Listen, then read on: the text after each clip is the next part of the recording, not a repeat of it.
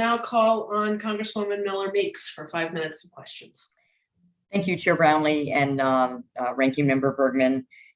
My question's for Mr. Fisher. Mr. Fisher, on the second panel, the VFW suggests that the VA consider using VSO posts as satellite vet center access points in line with Project Atlas.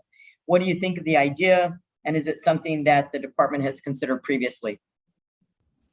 Our community access points, which is places that we provide direct services anywhere from once a month to a couple of times a week through donated space. In those locations, we do leverage veteran service organizations as well as other places where we believe that veterans might frequent. So we're interested in any of those opportunities where we can get into communities that are distant from vet centers. Yeah, being both a veteran and serving rural communities, it certainly would be beneficial in our area to save some drive time to have access, especially for those with mental health issues who may need some more immediate attention.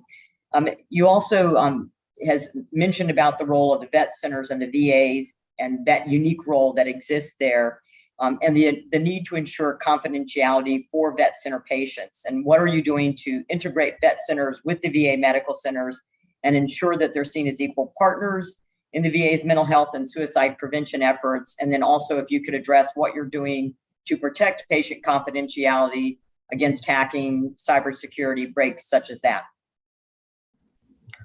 Well, if I can answer your second question first, and that is our record system is separate from all other VA record systems and is behind the VA firewall.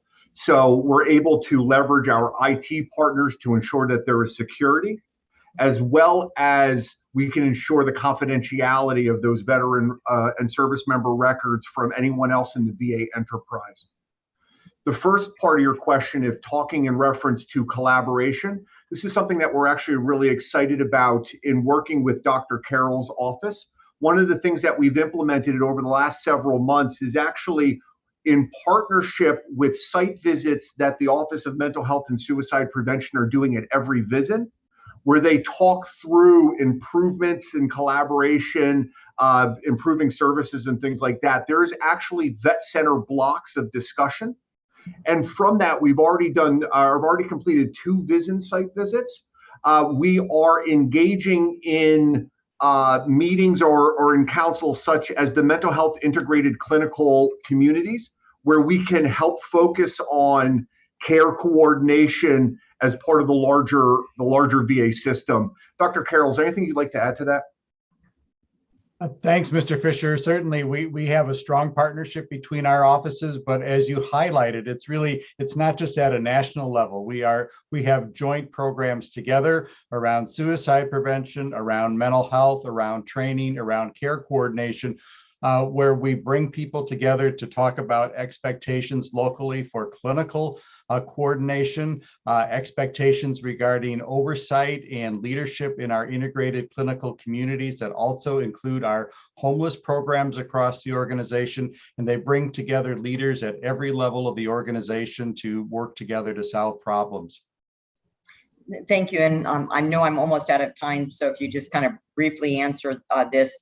Do you know how many referrals the vet centers receive from VA medical centers or clinics? And are you satisfied with that amount? And then are you satisfied with referring people who may need a higher level of care back to the VA medical centers?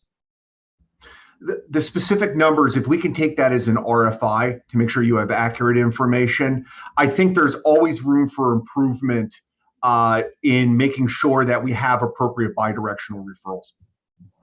Thank you very much. And thank you, Chair Brownlee. I yield back my time.